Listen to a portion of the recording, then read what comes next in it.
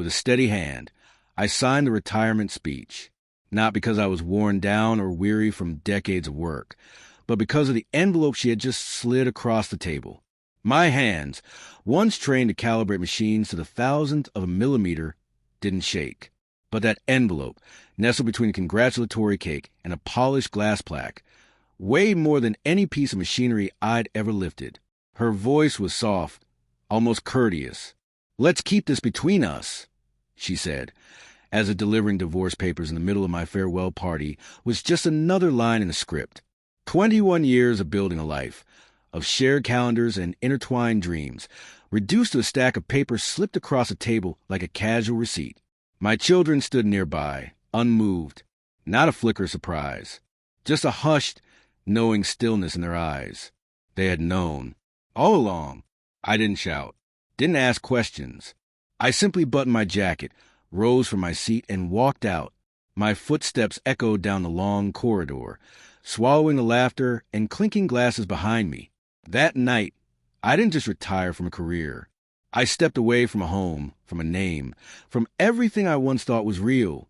In the months that followed, the truth unfolded slowly, like water leaking from a crack you hadn't noticed. She had already moved on long before that envelope. He was someone she met at a corporate seminar. Younger, flashier, loud about his success, especially loud about winning her. Their relationship hadn't just bloomed in my absence. It had been cultivated, planned. My retirement party had been her finish line, and she crossed it with her head held high, confident in the betrayal.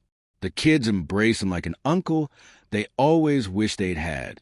They called him Uncle Rob, took vacations with him, posed for pictures, chose her side not out of heartbreak, but out of convenience. It was easier that way. I didn't argue. I didn't plead. I vanished. I crossed the country, changed my name, and bought a small plot of land using a holding company. While she paraded Rob through what used to be our home, I buried myself in law, real estate, asset protection, quiet industries where power comes from silence. I used everything I'd learned in engineering to create something sharper than steel, a precise, patient response. I moved assets slowly, shifted titles, set up legal shields she couldn't penetrate. She could keep the house, sure, but not the land it sat on, not the foundation. I dismantled her security piece by piece, not with rage, but with precision. And then, one Thursday afternoon, the call came. A voicemail. "Dad, it's Evan. We need help." Rob, it turned out, had a gambling addiction. The flashy man with the silver tongue had drained their savings, mortgaged the house, and vanished with a woman half her age. My daughter's voice quivered in the background. "Please call us." I didn't. Instead, I showed up, clean cut, tailored charcoal suit, polished shoes. No trace of the man they used to know. I walked into the attorney's office where they sat, tired, disheveled, broken. My daughter was crying. My son couldn't meet my gaze. And my ex-wife, she looked like someone time had finally caught up with. I sat across from them and folded my hands. "I heard you needed help." She started to speak, voice trembling. "We're going to lose the house." I raised a hand to silence her, then turned to my son. "You knew," I said quietly. "You stood there that day and let her gut me in front of everyone. You smiled through it."